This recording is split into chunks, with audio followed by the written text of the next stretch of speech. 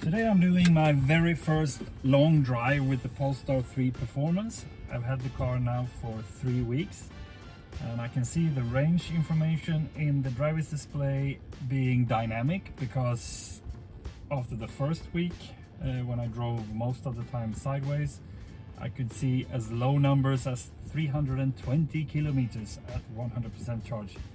Today, after a few weeks and more normal driving, I can see 460.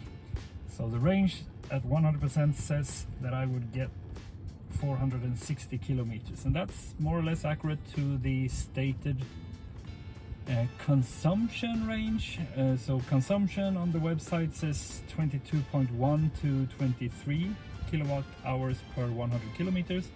And if I divide the 111 kilowatt battery or 107 available by 22, it says 483. So more or less should be correct. Normally in the Polestar 2 you would use Google to tell you the exact range, just because the range in the driver's display is not accurate. So anyway, this car is new to me. I want to know what range I can expect next time I go on a long trip. So this is my first range test for myself, just to know how far will I get. So I will now start my trip to Malmö Central Station using the very best Google Assistant, who understands everything compared to other cars I've tried. So I will just ask her for the central station in Swedish, like this. Malmö Centralstation. Ja visst, jag ställer in destinationen på Malmö centralstation på Skeppsbron. Then I can see the details of that trip. Sorry, I have to just like that. I can see an exact distance of 232, so that's interesting. I can go there and back and it should be 464. The range in the driver's display says 460. Should be very close.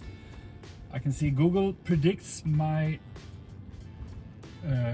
turning point at Malmö Central Station with 48%. So Google says that I will be missing 2%, but I'm pretty sure that that will climb a little bit when I start driving calmer than normal. I will drive on the motorway along the coastline straight south. It's pretty much, it's not flat, but it's there's no elevation changes since it's along the coastline. It's raining now. I think it will be clear soon.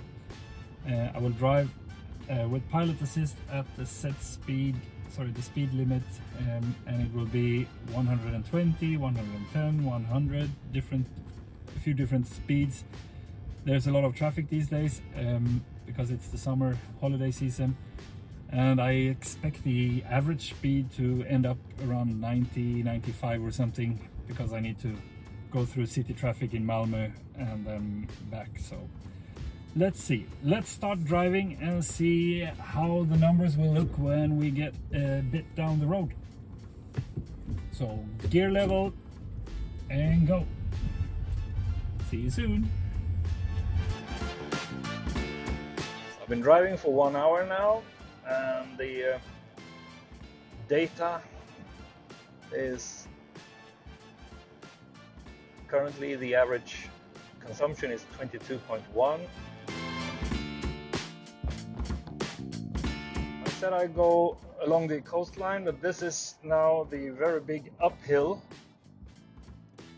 This is steep uphill. Let's see, the road signs over here says 6% climb. And let's look at the pilot assist. It's set to 110 kilometers per hour. And now I'm climbing.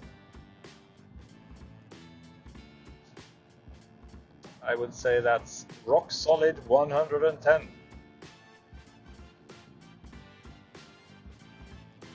So steep uphill 6%. Pilot assist keeps the exact same speed, even if it starts to rain. Anyway, when I go back, I will have this 6% downhill, and then I will check if the pilot assist will speed, if it will go above 110 like it does in the Polestar 2. Now I'm really close to my turning point, Malmö Central Station. I have 6 minutes to go. I have 53%, and the car has just been delightful, silent, comfortable, smooth, and overperforming. Actually, now I have 52% on arrival here in Malmö, so I even have a margin. That's cool. See you soon. Now I am at the halfway point. This is Malmö Central Station, and I have 53%. I'm curious if the Polestar 3 will also go speeding downhill like the Polestar 2 does, but it seems not to. It's rock solid at 110 with no traffic ahead.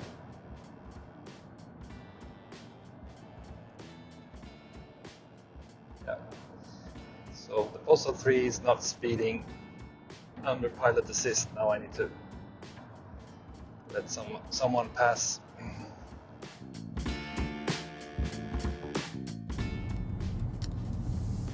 Coming to the end of the trip. Only 3 minutes left. 2% predicted, so I finally had a positive number there. Actually 4% now.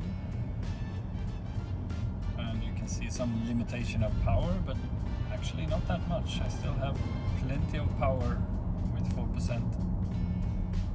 So this is a little bit better, I would say, than the Polestar 2. So looking at the trip summary, I made a quick stop before, so we have to look at this one since last charge. Average speed 91, took us 5 hours totally.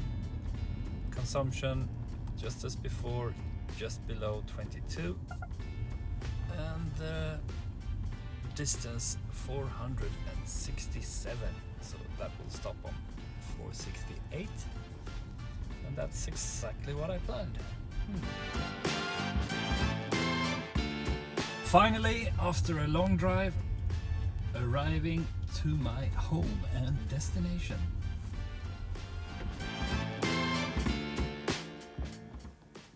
All in all, the range today was 460, 470 totally, and that would be from now on, my reference range for summer drive, basically. Check the result in the app.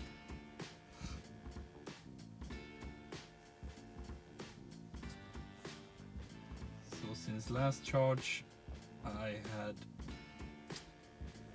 90 kilometers per hour in average speed. I had 21.9 in consumption, and the distance today was 469 in 5 hours and 5 minutes.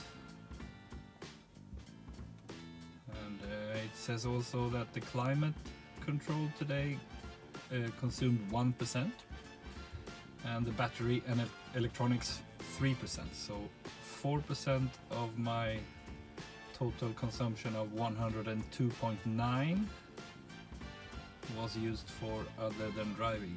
So that's interesting also. 103 kilowatt hours spent of the 107 possible in this 111 battery. Anyway, I will drive a longer trip another day, but for me, my range for the summer is 470. Good to know. Maybe a piece of missing information, at least it was for me. See you later. Bye bye.